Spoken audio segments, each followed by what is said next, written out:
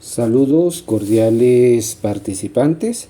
Iniciamos esta semana el módulo 3, cuyos temas a reflexionar son las posturas filosóficas frente al conocimiento, la epistemología moderna y la filosofía de la ciencia.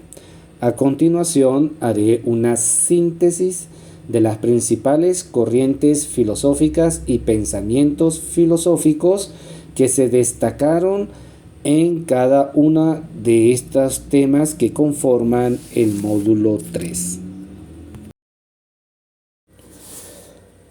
La primera postura filosófica frente al conocimiento es sobre la posibilidad del conocimiento. ¿A qué refiere? Podemos establecer algunas interrogantes. ¿Es posible conocer? ¿De qué depende el conocimiento? ¿Es absolutamente verdadero lo que se conoce? Le voy a presentar algunas posturas entonces de lo que piensan algunos filósofos sobre si es posible o no conocer. La primera postura es el dogmatismo. Ellos establecen o se establece en este sistema filosófico de creencia que el sujeto es quien conoce, fundamentándose en la confianza que tiene en la razón, y por medio de la razón, los sujetos aprehende el objeto. ¿Qué significa aprehende? Que lo toma para sí. Por eso, dentro del dogmatismo, la razón puede captar la verdad de las cosas. Entonces, en este sentido, si damos respuestas a las primeras interrogantes que se establecieron, ¿es posible conocer? Según el dogmatismo, sí. Y el medio para conocerlo es la razón. Aquí ahora vamos a ver tres posturas de tres grandes filósofos de la antigüedad. El primero es Sócrates, con su método la mayéutica. Él entiende el conocimiento como posible y no cuestionable. ¿Sí? Es decir, que sí puedo conocer y ese conocimiento que conozco o aprendo no es cuestionable. Por lo tanto, la verdad está dentro del sujeto. Eso es lo que él establece a través de ese método la mayéutica, que consiste en hacer parir las ideas de los individuos. Él establece que cada sujeto tiene el conocimiento dentro de sí y a través del método mayéutico el mediador puede obligar al sujeto a sacar dentro de sí la verdad. Por eso la mayéutica es un diálogo en el cual se establece para poder llegar al conocimiento. Entonces el sujeto a través de ese diálogo extrae de sí mismo el conocimiento. Esa es la postura mayéutica, junto con su creador que es Sócrates.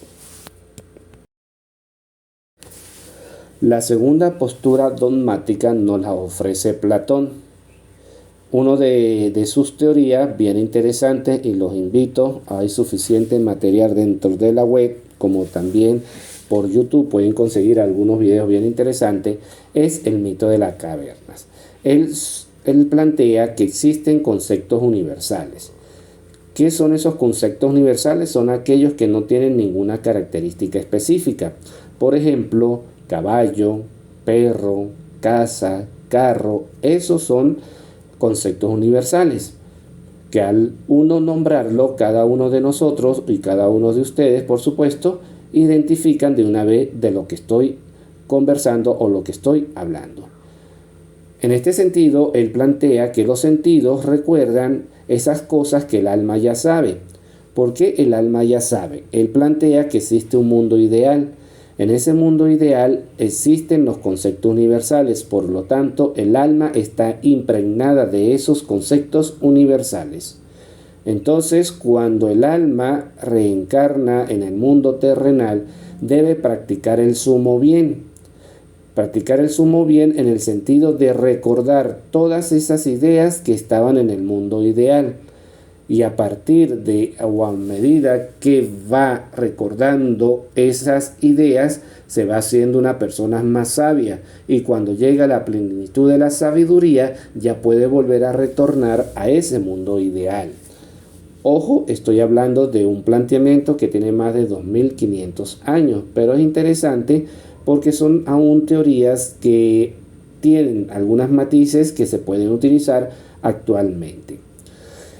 Para Platón, el producto de la percepción, es decir, de los oídos, del gusto, de la vista, del tacto, es la duda. Por lo tanto, el criterio de verdad está en la ontología. ¿Qué significa esto? Lo que el hombre ve realmente es cierto o no es cierto, como se establece en el mito de las cavernas, donde quienes están dentro de la caverna a través de la sombra ven figuras, pero eso es lo que están viendo, pero realmente es verdad. Y por eso es que dice que el producto de la percepción es la duda. Quien debe manifestar el criterio de verdad de una cosa es la ontología. ¿Qué significa esto? Lo que es la cosa en sí. Por lo tanto, deben conocerse las particularidades porque se tiene la idea del universal. En este sentido es como lo que planteaba anteriormente en los ejemplos de los conceptos universales. Cuando digo casa y todos ustedes identifican lo que es una casa, es porque hay un criterio de verdad ontológico, están conociendo las particularidades que tiene esa idea universal, y esas particularidades corresponden a la función que cumple ese objeto, por ejemplo, el que le acabo de nombrar a ustedes como es la casa.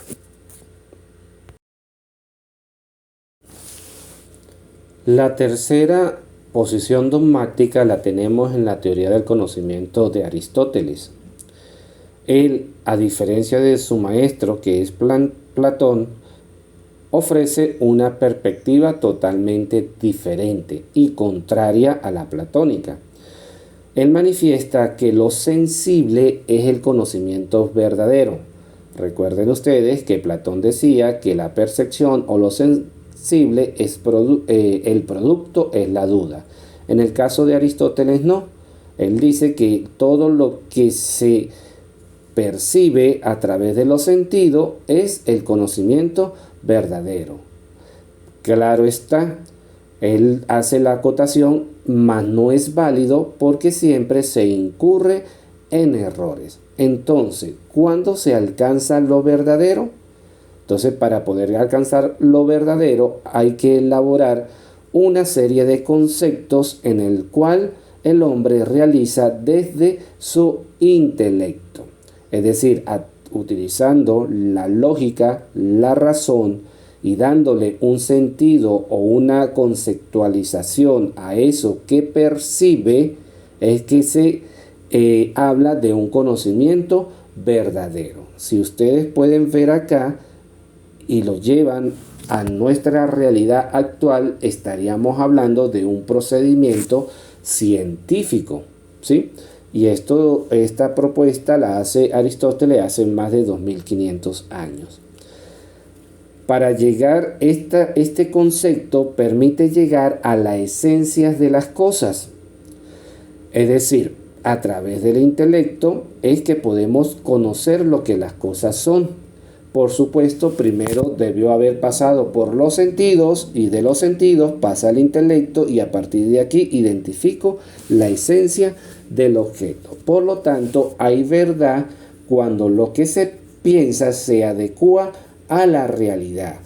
Pero no es simplemente en el momento en que estoy percibiendo, sino después que he construido un constructo o un concepto sobre esa realidad, es que puedo hablar de verdad. Entonces estas son las tres posturas que tienen que ver con la rama del dogmatismo. Ahora nos encontramos frente al escepticismo. esta rama que habla sobre la posibilidad del conocimiento niega totalmente esta acción. Es decir, de la realidad no podemos conocer lo que la cosa es. Por lo tanto, niegan toda posibilidad de alcanzar el conocimiento. Es decir, ellos dudan totalmente de todo lo que es aceptado como verdad. Tenemos acá un planteamiento o los principales exponentes de este pensar son los sofistas. Ellos plantean en primer lugar que el hombre es la medida de todas las cosas, principalmente Protágoras. Es decir, no puedo conocer más nada que no esté más allá del hombre. Es decir, que yo soy realmente quien establezco el conocimiento y ese conocimiento es el que yo digo en ese sentido. Por eso nada existe y si algo existe no puede ser conocido. Sobre todo estamos hablando de lo que es la cosa en sí misma. Todas las afirmaciones relativas a la realidad son falsas y que aunque fueran verdad no podía nunca ser probada. Es decir, todo lo que se diga en cuanto a esa realidad no es cierto, no es valedero. ¿Por qué? Porque no se pueden demostrar. Entonces las personas solo pueden conocer su percepción de las cosas. Es decir, lo que yo estoy viendo sobre la realidad, esa es la única verdad. El que esté al lado, lo que está viendo es su única verdad. Y así sucesivamente cada uno de los sujetos. Por lo tanto, el escéptico, después de examinar cuidadosamente todas las proposiciones, concluye que nunca o no hay ninguna verdad que se puede considerar definitiva, por lo que recomienda la suspensión de todo juicio. ¿Qué significa la suspensión de todo juicio? Es decir, lo que se ha establecido como verdad, todo lo que está alrededor del fenómeno hay que suspenderlo, que se llama la epogé, que posteriormente va a utilizar ese criterio, la fenomenología, para poder conocer específicamente la verdad. Y la verdad viene específicamente de lo que el sujeto puede reconocer a través de su percepción, que dista y es muy diferente a los otros sujetos que pueden estar a mi alrededor. Por lo tanto, se da un relativismo de la verdad. ¿Qué significa? Que todo depende de las circunstancias. Y el criterio de verdad es muy amplio y dependerá del punto de vista subjetivo de la persona pensante. Por ello, se respeta distintos puntos de vista y se rechaza las actitudes dogmáticas como las que presentaron los pensadores anteriormente nombrados, Sócrates, Platón y Aristóteles. Y aquí ven al ser como una materia, muy distinto como se veía en el dogmatismo, como una esencia. Entonces ya hemos visto lo que es el dogmatismo y el escepticismo, dos corrientes totalmente diferentes y de posturas que de alguna manera las corrientes filosóficas actuales han tomado para desarrollarla, profundizarla o adaptarla al contexto en el que se encuentran. Ahora en esta lámina encontramos otras tres posturas que son un poco más modernas en cuanto al dogmatismo y el escepticismo. Tenemos el criticismo. Específicamente toma elementos del dogmatismo y toma elementos del escepticismo y busca precisamente mostrar una tercera vía. El criticismo, él plantea, porque el principal exponente es Immanuel Kant, que hay un convencimiento de la posibilidad del conocimiento y que existe una verdad. Eso en primer lugar. Por lo tanto, Kant dice, aunque todo conocimiento ha de porvenir de la experiencia, es decir, a través de la percepción de los sentidos, no se queda allí, sino hay que tener una certeza de carácter universal y necesario de eso de lo que nos aporta la experiencia. Por ello, existe o plantea Kant que hay que tener una confianza fundamental en la razón humana, porque la razón humana es la que da el carácter universal y necesario a esas experiencias. Por ello, el conocimiento sobre algo es el resultado de lo que ya se sabe sobre el objeto empleado por la razón o empleando la razón, y lo que se conoce luego a través de la experiencia. Voy con un ejemplo más práctico. Estamos ante una realidad. Cada uno de ustedes tiene un fenómeno de estudio, ¿sí? Está allí. Es una experiencia que tienen ustedes en el contexto en el cual ustedes se desenvuelven. ¿Qué pasa con el doctorado, los estudios doctorales? Precisamente a través de esa confianza que existe en la razón humana, ustedes a esa percepción contextual que tienen de su problema, les van a dar un carácter universal y necesario para hacer un constructo teórico, y de esa manera esa posibilidad de que allí exista un conocimiento se convierta en una verdad, ¿sí? Entonces, como ven ustedes, es un movimiento moderno, pero tiene vigencia aún en los procesos investigativos que se realizan actualmente. Por eso, todas las cosas que voy a ir nombrando no pierden vigencia. De alguna manera u otra, se toman elementos de ellos para ser incorporados actualmente o se contextualizan a nuestra actualidad. Seguimos con el positivismo. Esta corriente filosófica, como posibilidad de conocimiento, solo reconoce a los que proceden de la experiencia y son validados científicamente. Por eso rechaza todo conocimiento que sea a priori, todo concepto que sea universal y absoluto. Es decir, no acepta ese conocimiento que viene desde lo que es la ontología o la metafísica, o todos aquellos conocimientos que son ideales. Simplemente reconoce aquellos que provienen de la experiencia. Por eso que con esta corriente se establece o existe posibilidad de conocimiento cuando se establecen hechos y leyes de lo que está sucediendo en la realidad. No se busca causas ni principios de la esencia o la sustancia, sino solamente se buscan hechos y leyes, es decir, un patrón de comportamiento de los fenómenos. Eso es lo que plantea el positivismo. Como ustedes pueden ver muy bien, es el fundamento y la base de muchos de los procesos de investigación científica que se desarrolla actualmente en la academia. Por otra parte, tenemos el pragmatismo, cuyo precursor es John Dewey. Es el único movimiento filosófico que ha surgido desde los Estados Unidos. John Dewey, él plantea que el pensamiento es un instrumento. ¿Por qué un instrumento? Porque precisamente permite resolver aquellos problemas de la experiencia. Y el conocimiento, pues, es la acumulación de saberes que se genera en la resolución de los problemas.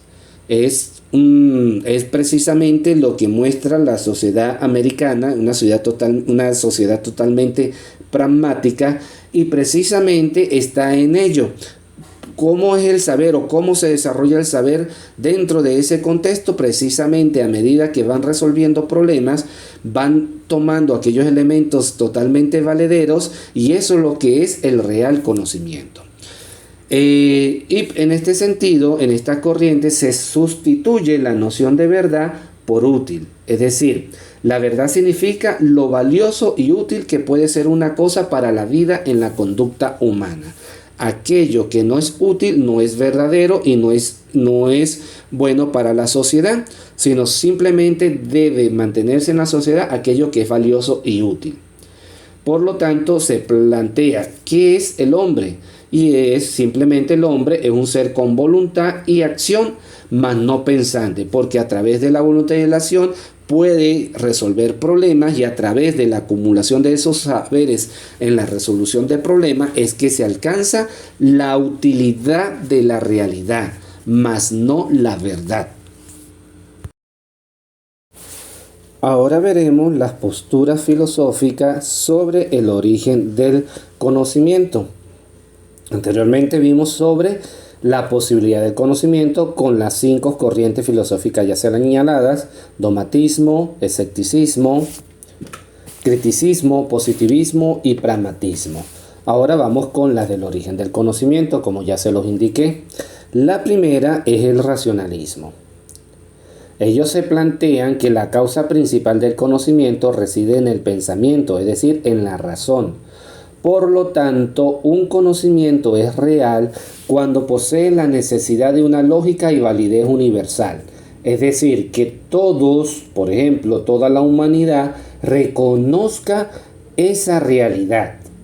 Si todo el mundo la reconoce, pues hay una validez universal de ese conocimiento que está surgiendo o que se ha desarrollado. Por eso las características que se presentan en esta corriente filosófica es una plena confianza en la razón humana, la existencia de ideas innatas, es decir, que el hombre surge o nace con esas ideas, adopción de un método de carácter matemático porque existe la necesidad lógica, ¿sí? La metafísica basada en la idea de sustancia, aquello que existe de tal manera que no necesita de otra cosa para existir. Esa es la validez universal, y aparte de eso es mecanicista, que el mundo es concebido como una máquina, es decir, precisamente todo está totalmente engranado que funcionan precisamente de forma totalmente lógica. Eso es lo que plantea el racionalismo. Por otra parte, el empirismo, ellos manifiestan que la única causa del conocimiento humano es la experiencia. Lo más importante es la comprobación exacta de los hechos desde la observación.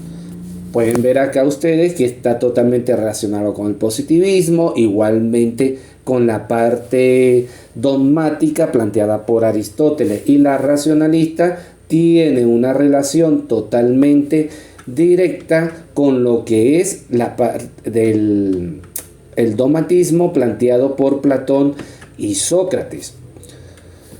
Las características que presenta esta corriente es que el subjetivismo del conocimiento se da porque parte del sujeto y no de la realidad. Es decir, existe una realidad, pero esa realidad existe porque tengo la intención de descubrir esa realidad.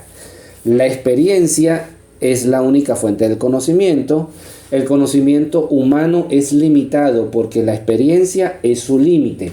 Es decir, lo que me presenta la percepción de los sentidos, ese es el conocimiento humano.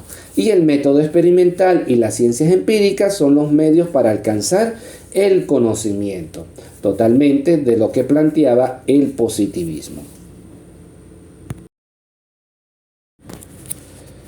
La tercera postura filosófica frente al conocimiento es el método para alcanzar el conocimiento.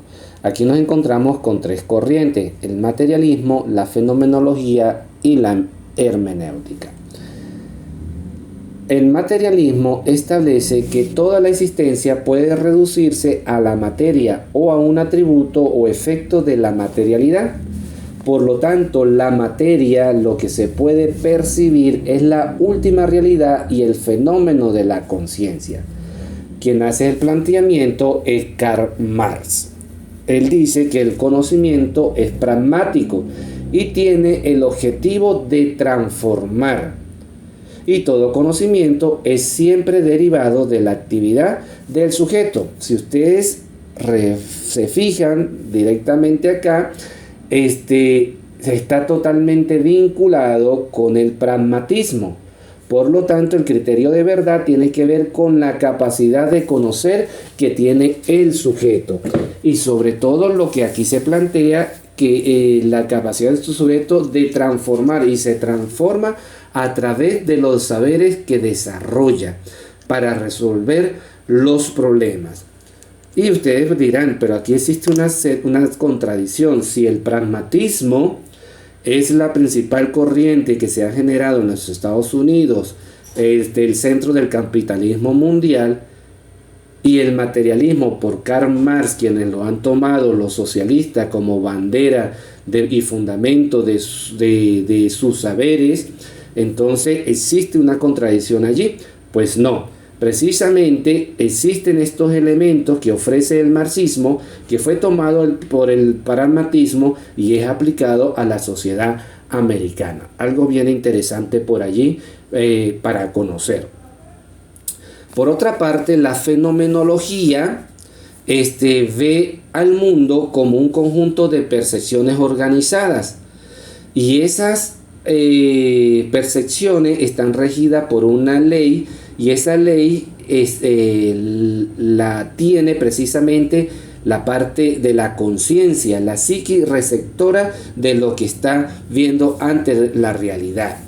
Entonces la fenomenología precisamente describe la estructura de la experiencia tal como se presentan en la conciencia, sin recurrir a teorías, deducciones o suposiciones procedentes, como muy bien lo manifestaba el escepticismo, donde se manifestaba que había que suspender todo juicio o toda epogé.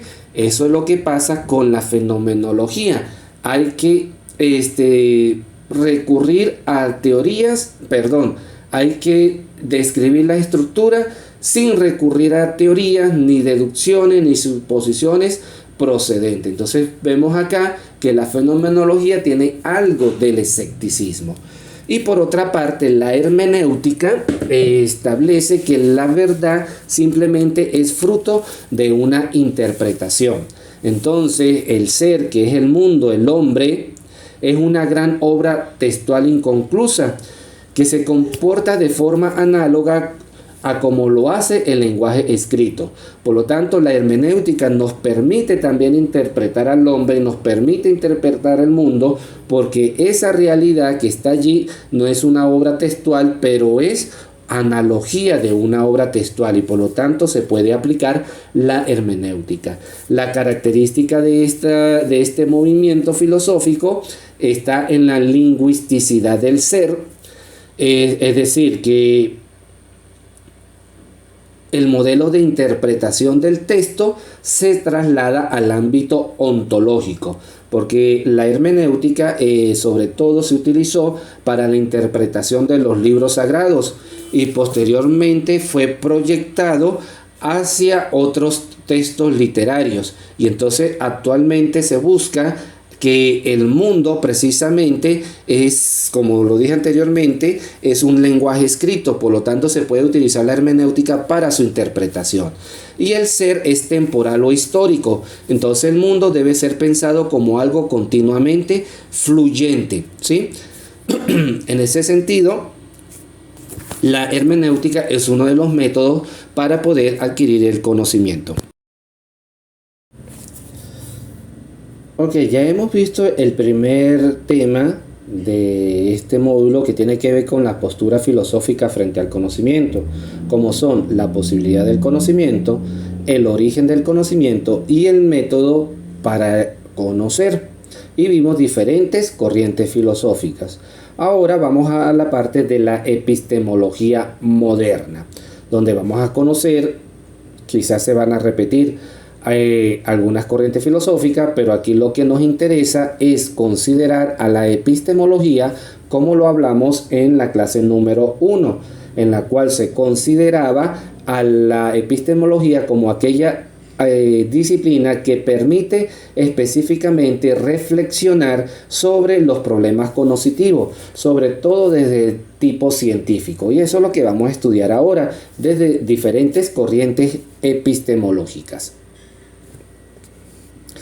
En primer lugar tenemos allí el racionalismo y el empirismo. Aquí tenemos un cuadro comparativo donde tenemos algunos elementos de comparación. En el racionalismo, la fuente del conocimiento está en la razón. En el empirismo, la fuente del conocimiento pues, está en la experiencia, como muy bien lo dije anteriormente. ¿Por qué? Porque aquí en el racionalismo se importa la validez universal, y en el empirismo lo que se busca es la verdad dentro de lo que es la experiencia. Entonces, en el racionalismo se conoce la realidad a través de las ideas, y en el empirismo se conoce la realidad a través de la percepción de los sentidos. En el racionalismo se afirma que existen las ideas innatas, es decir, que el sujeto nace con ellas. En el empirismo, el hombre nace como una tabula rasa, en blanco, y a medida que se va relacionando precisamente de su contexto, con su entorno, esa alma la va impregnando de conocimiento. En el racionalismo existe una desconfianza total en la información de los sentidos. En cambio, en el empirismo existe una confianza absoluta en la información que se recibe a través de los sentidos. En el racionalismo, las matemáticas son el modelo de conocimiento, ¿sí? Y en el empirismo es la física quien establece el modelo de funcionamiento de la mente humana. En el racionalismo, la intuición intelectual tiene un papel primordial en el proceso del conocimiento. En este caso, en el empirismo, la intuición es conocida como un conocimiento sensorial. ¿Ven allí la diferencia? En el racionalismo es conocimiento a priori, en el empirismo es a posteriori.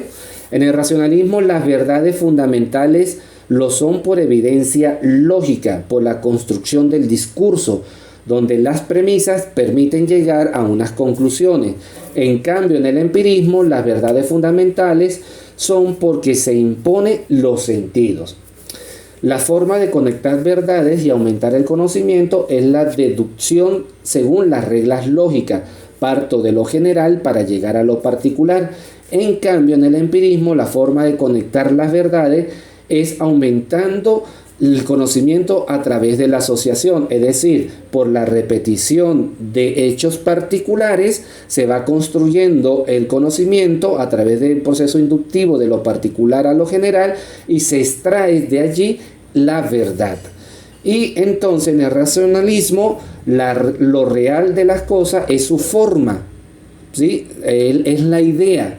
En cambio, en el empirismo lo real de las cosas es la materia, lo que es la cosa a través de los sentidos. Ahora vamos con lo que es el apriorismo. Esta corriente se encuentra entre el empirismo y el racionalismo, es decir, busca la tercera vía o el término medio. El apriorismo se relaciona totalmente con lo que es la sensibilidad, el entendimiento y la razón. Vemos allí experiencia y la parte racional. Entonces ellos se considera a la experiencia y el pensamiento, ambos los dos, como fuente del conocimiento.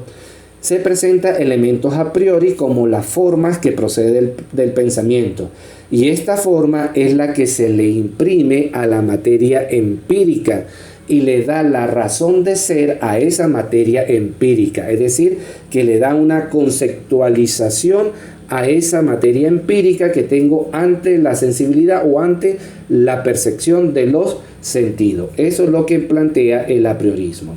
Y la otra corriente es el idealismo, donde se establece que las ideas son la única verdadera realidad, ¿sí?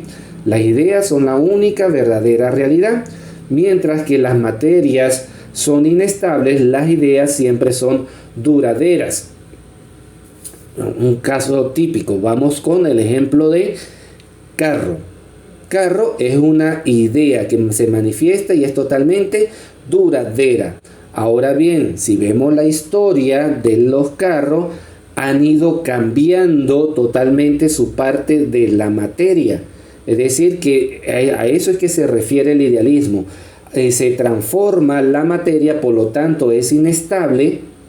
En cambio, la idea se mantiene duradera. Es decir, carro se mantiene en el tiempo, más la forma en que se ha ido construyendo, los materiales que se han ido utilizando, eso se ha ido transformando. A eso es que hace referencia el idealismo, de una manera muy sencilla para que ustedes lo puedan comprender. El idealismo tiene tres perspectivas: el subjetivismo, objetivismo y el trascendentalismo. El subjetivismo manifiesta que la entidad en sí misma es inconocible, pero la reflexión brinda la posibilidad de acercarse a ese conocimiento, eso es lo que dice el punto de vista subjetivo. El punto de vista objetivo manifiesta que las ideas existen por sí mismas y solo podemos aprenderlas y descubrirlas mediante la experiencia. Y el trascendentalismo nos dice, para que ocurra el conocimiento es necesario la concurrencia, es decir, la parte objetiva y la parte subjetiva. Entonces, la característica que presenta esta corriente es que no conocemos las cosas tal y como son en sí, sino como aparece. Por lo tanto, el sujeto es quien construye el objeto y el conocimiento es independiente de la experiencia. Entonces vemos estas dos corrientes, a priorismo e idealismo, es una tercera vía para las anteriores, racionalismo y empirismo. Ahora vámonos con la etapa de lo que es la epistemología contemporánea, en el cual estudiaremos tres corrientes filosóficas principalmente. Son las más destacadas en este periodo. En primer lugar, comenzamos con el positivismo lógico, cuya representación es el Círculo de Viena, donde un grupo de pensadores alemanes, austriacos, se reúnen y mejoran las propuestas que hace el positivismo. Ellos plantean que es importante utilizar un lenguaje común, fundamentado sobre todo en lo que es en el lenguaje de la física, por ser la ciencia de mayor avance en esa época. En este positivismo lógico se reúnen las tradiciones del empirismo y el análisis lógico del lenguaje, la estructura del lenguaje. Aquí hay algo bien interesante. El discurso científico actualmente pregona de que debe utilizarse un lenguaje común para poder dar a conocer el conocimiento. Es decir, las revistas, sobre todo de publicación, los trabajos especiales de grado, las tesis doctorales, tienen una serie de normativa.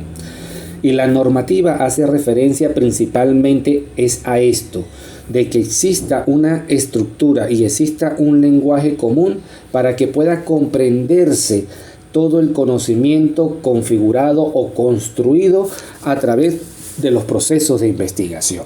Entonces es un legado que nos ha dejado el positivismo lógico y que todavía aún hoy es vigente. Por eso el positivismo lógico aboga por una concepción científica del mundo, defiende el empirismo, por supuesto hace uso del método de la inducción, de lo particular a lo general, pregona, como ya dije, la unificación del lenguaje de la ciencia y por supuesto refuta lo que es la metafísica. La base del positivismo lógico lo encontramos en el fisicalismo y la unidad de la ciencia. ¿Qué significa esto? Por ser la física la ciencia de mayor avance en esa época específica, durante lo que es la época de la post-Primera Guerra Mundial, todos los procesos de la experiencia se pueden explicar recurriendo a los procesos físicos, tanto de las ciencias exactas como de las ciencias aplicadas y como de las ciencias sociales. Entonces, todos los enunciados científicos se pueden reducir simplemente a enunciados físicos y todavía de alguna manera se mantiene vigente ese postulado, sobre todo en algunas ciencias que tienen que ver con las ciencias exactas. Por otra parte, tiene como fundamento la verificabilidad empírica, es decir, un enunciado es cognitivamente significativo si posee un método de verificación empírica. Es decir, si la realidad que existe se está estudiando o ese enunciado se quiere construir tiene un método de verificación, ese enunciado es totalmente valedero para la sociedad.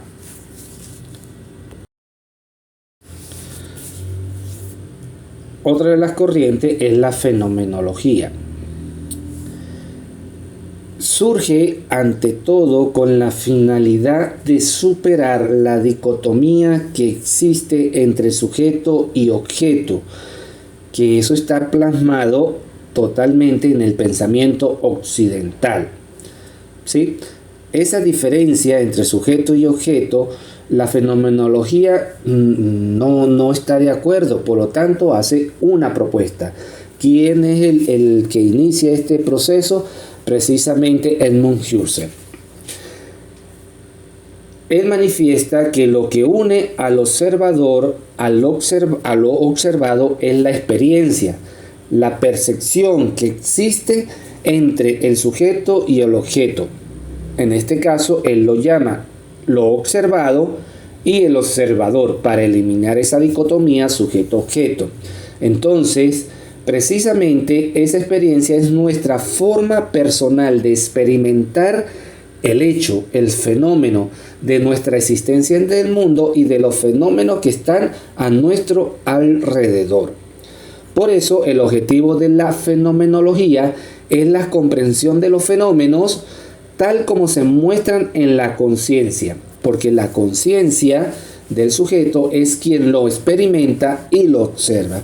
¿Por qué hablamos de una conciencia? Porque precisamente la fenomenología trata de superar el psicologismo de la época, y el psicologismo de la época fundamenta su conocimiento sobre todo en lo que es el positivismo lógico, el que narré anteriormente, donde hace esa distinción entre sujeto y objeto. Entonces Husserl manifiesta que eso no debe ser. Por eso hace el planteamiento de la fenomenología, y por ello dice que con la fenomenología se comprende la experiencia de que el observador tiene el fenómeno en sus propios términos, es decir, porque lo está experimentando desde su conciencia. Por lo tanto, se logra una descripción comprensiva y detallada de esa experiencia, y por lo tanto hay un rechazo al análisis causal de lo explicativo, es decir, una causa-efecto. De eso no está de acuerdo la fenomenología. La fenomenología lo que busca específicamente es que el observador pueda experimentar desde su conciencia y observar lo observado desde esa conciencia. Entonces, de alguna manera, vemos aquí una subjetividad que se da en el proceso del conocimiento. El existencialismo surge también, es una derivada de la fenomenología, es esa corriente que plantea que el conocimiento de la realidad se da a través de las existencias. Por eso su característica es que centra su atención en la existencia y en las cuestiones del hombre, de lo que sucede en su contexto. No solo la razón descubre la realidad, sino las cosas son porque el hombre existe. Sin el hombre las cosas no serían, es decir, que el hombre es el que le da significado a la cosa. Por lo tanto, su existencia o la existencia del hombre es totalmente libre, o mejor dicho, la existencia de las cosas también es libre. Ahora nos corresponde tratar la filosofía de la ciencia. En la clase 1 habíamos dicho que la filosofía de la ciencia busca sobre todo comprender la estructura lógica de la ciencia, su tratamiento y las relaciones observables con la misma. Entonces vamos a ver varias posturas que hacen referencia a lo que le acabo de señalar.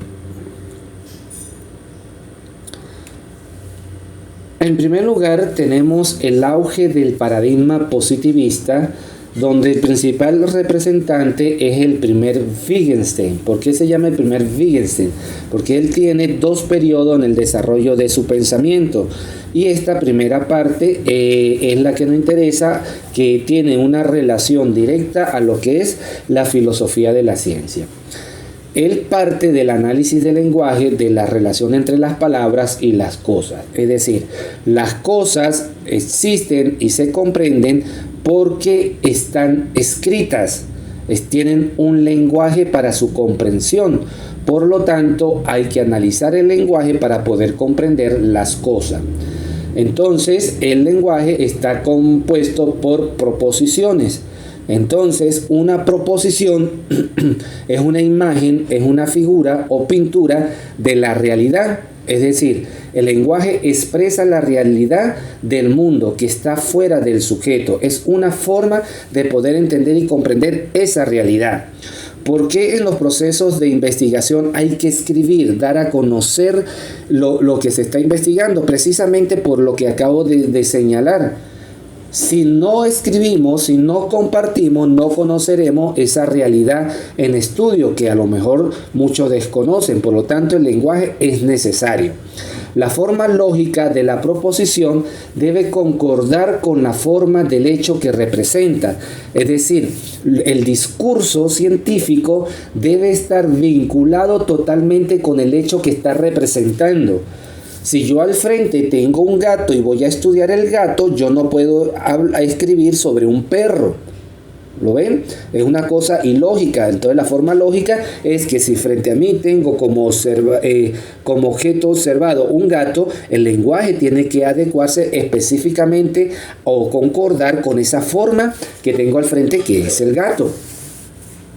Mediante la forma es como el lenguaje toma el contacto con la realidad, y aquí la importancia de un lenguaje científico. El lenguaje científico presenta la estructura formal, es decir, la idea de ese fenómeno, no la parte esencial, sino lo que se presenta ante la percepción de los sentidos del observador. Entonces, toda proposición debe ser contrastada en la realidad de acuerdo a su forma lógica, es decir, que el discurso debe estar totalmente vinculado con esa realidad para que pueda existir una validez del conocimiento. Por otra parte, el Círculo de Viena también forma o organiza o desarrolla lo que es la filosofía de la ciencia. Este Círculo de Viena principalmente está constituido o fue constituido por filósofos y físicos. Entonces allí se busca fundamentar y construir una ciencia pura y unificada, donde el mundo es la totalidad de las cosas, de los fenómenos, y no de las cosas o esencia. Es decir, de lo que representa la formalidad, lo que perciben los sentidos, esa es la totalidad del mundo.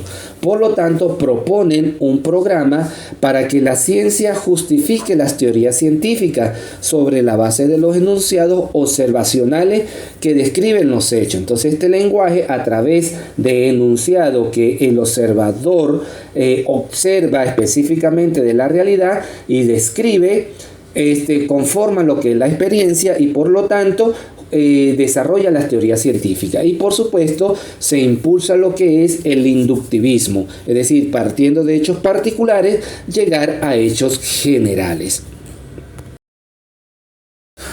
Otras posturas de la filosofía de la ciencia la tenemos en Karl Popper con la propuesta que él hace de la falsabilidad. En primer lugar, este pensador o este científico es crítico del neopositivismo del Círculo de Viena, no está de acuerdo en un lenguaje universal en ese sentido, ni en la diferencia entre sujeto y objeto. Por eso él plantea que no existe una observación neutra, es decir, que el objeto se distancia del sujeto. No, para él no, sino la observación está cargada de teorías que forman parte del científico, de su subjetividad, a través de un proceso de preparación profesional, por supuesto. Entonces, las teorías pasan a ser proyectos interpretativos que no se sabe si son falsos o ciertos, y de aquí, por supuesto, su falsación. ¿Por qué? Porque las teorías nunca pueden ser verificadas, es lo que él plantea, pero sí pueden ser falsadas. Es decir, existen unas teorías. Esas teorías pueden aplicarse en una repetición de acontecimientos, pero puede llegar un momento en que esa teoría no se dé en cierto contexto. Entonces allí se está comprobando que esa teoría es falsa para tal hecho. Voy a hablar un caso específico muy personal. Cuando yo realicé mi especialización en metodología de la investigación, yo traté de hacer una correlación entre dos variables, práctica pedagógica y enfoque epistémico. Y al desarrollar la investigación, al final, al aplicar una serie de elementos estadísticos, comprobé de que esta teoría de que existía una relación entre posiciones pedagógicas y posiciones epistemológicas no era cierto, sino falseé esa teoría. Entonces es precisamente lo que plantea Karl Popper. Entonces ninguna teoría científica es verdadera, mejor dicho. Son solo explicaciones probables de la realidad. Todo lo que nosotros estudiamos son posibilidades de explicar la realidad, y por eso siempre surgen nuevas teorías, porque esas teorías demuestran la falsabilidad de las anteriores y se imponen ante esas anteriores. Por lo tanto, la ciencia utiliza el método deductivo, pues aplican teorías a casos particulares hasta falsearlo, que es lo que acabo de explicar con la experiencia que yo tuve cuando desarrollé la investigación en la especialización.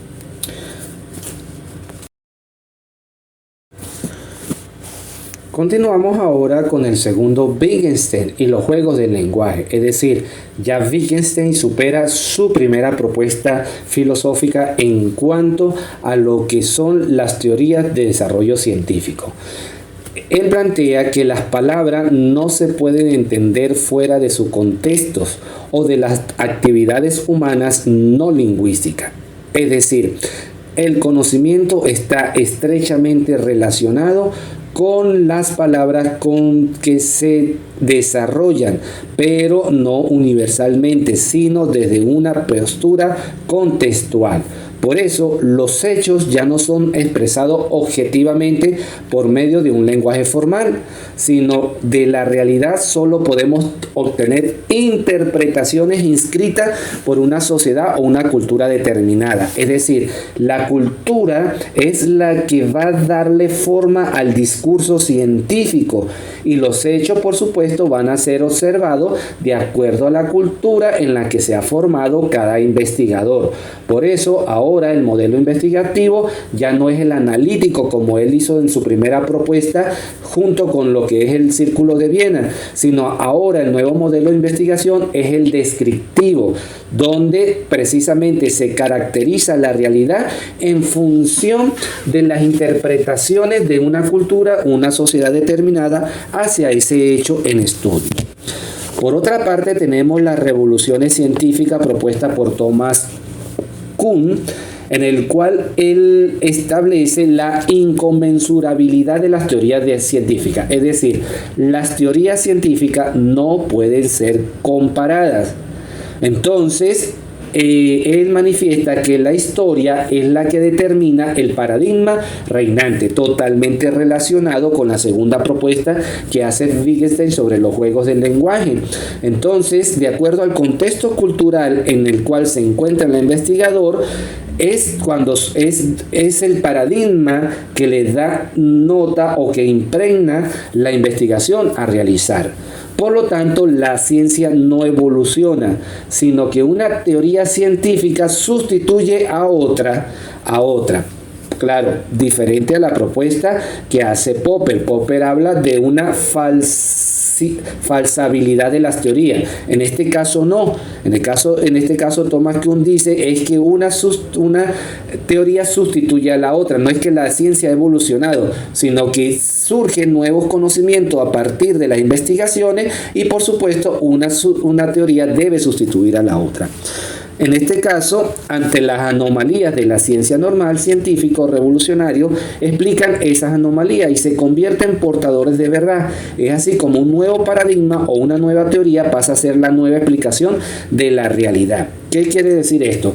Cuando surgen anomalías en la ciencia normal, los científicos revolucionarios, es decir, en el sentido de lo que están investigando, tratando de buscar nuevas teorías y explican esas anomalías y demuestran que tal anomalía perturba lo que es la veracidad de esa teoría, esa nueva propuesta se convierte en una verdad y por supuesto se convierte en un nuevo paradigma o en una nueva teoría que explica esa realidad.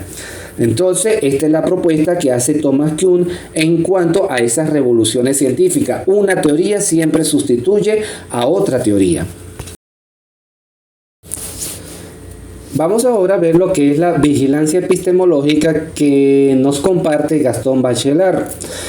Él plantea que el hecho científico se construye a la luz de una problemática teórica, no para estudiar un fenómeno, no, sino a partir del estudio de una teoría. Porque cuando estamos ante un fenómeno, lo que buscamos es demostrar alguna teoría. Todos y cada uno de los que se dedican a investigar tiene una formación profesional ante cualquier realidad, bien sea a nivel académico, bien sea a través de un trabajo laboral o a través de un trabajo independiente. Lo que buscamos cuando vamos a tomar decisiones siempre es ver o demostrar si esa teoría con las cuales se prepararon profesionalmente puede darle resolución o no a una problemática. Pero entonces estamos ante una problemática de las teorías. Por lo tanto, la ciencia progresa a través de la superación de los obstáculos epistemológicos, ejercitando la razón y la experimentación.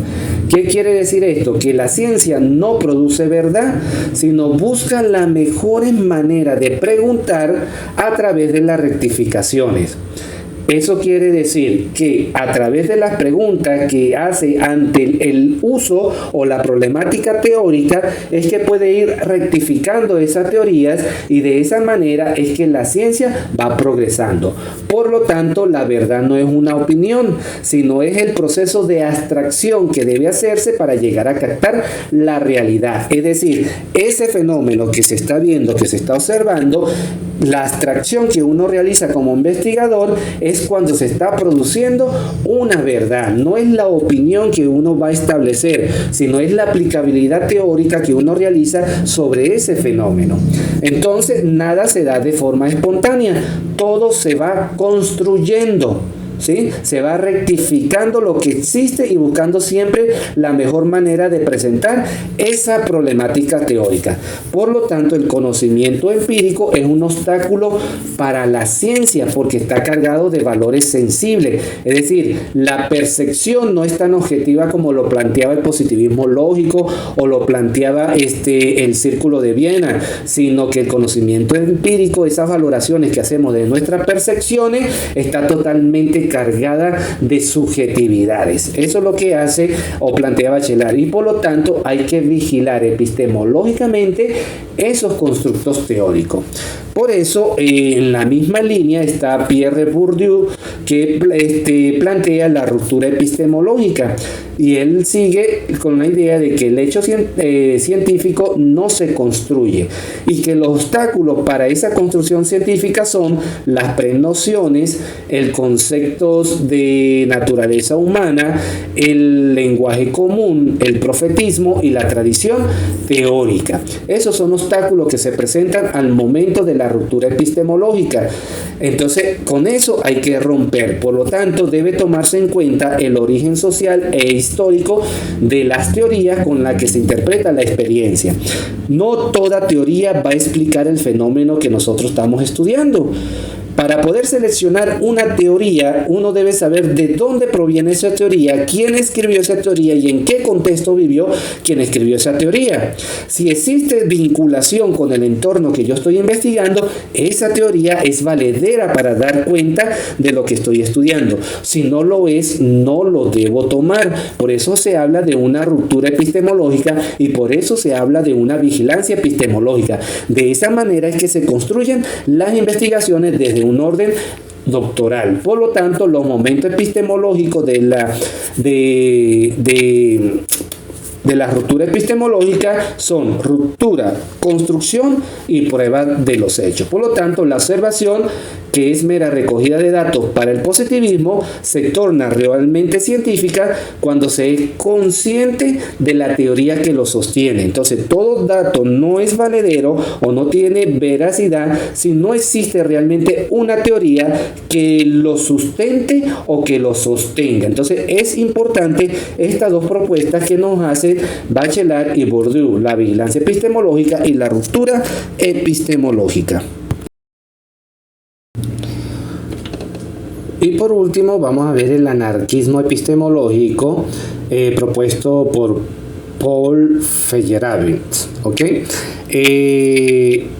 Plantea que la vida concreta del científico influye en la investigación, es decir, no está de acuerdo con la objetividad del conocimiento o la objetividad en la creación de conocimiento, sino la vida que tiene el científico en sí influye directamente en lo que es el proceso de investigación.